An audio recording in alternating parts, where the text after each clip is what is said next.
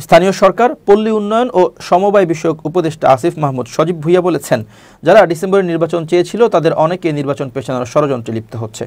তারা আওয়ামী লীগের পুনর্বাসনের চেষ্টা করছে। শনিবার শেরেবাংলা কৃষি বিশ্ববিদ্যালয়ের অডিটোরিয়ামে পল্লী দারিদ্র্য বিমোচন ফাউন্ডেশনে নবনিযুক্ত কর্মকর্তা-কর্মচারীদের ওরিয়েন্টেশন অনুষ্ঠানে তিনি এসব কথা বলেন। আসিফ মাহমুদ বলেন, যারা নির্বাচন বানচালের ষড়যন্ত্র করছে, নির্বাচন হলে তাদের স্বার্থে আঘাত লাগবে।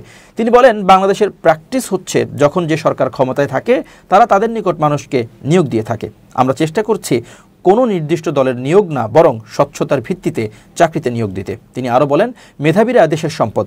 কোনো স্বজনপ্রিয়তার অভিযোগ আমার কাছে আসেনি। কোনো মামা, চাচা বা ঘুষ ছাড়া যারা নিয়োগ পেয়েছেন তাদের সময় এসেছে দেশকে কিছু প্রতিদান দেওয়ার।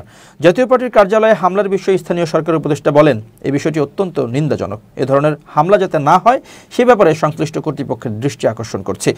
সাংবাদিকদের এক প্রশ্নের জবাবে তিনি বলেন, মব আর রাজনৈতিক কর্মসূচি দুইটার মধ্যে পার্থক্য বুঝতে হবে। লাশ পোড়ানোর মতো ঘটনা অত্যন্ত নিন্দনীয়। এতে কাদের দায় আছে, কাদের অবহেলার কারণে এ পরিস্থিতি সৃষ্টি হয়েছে সেটি আমি দেখব।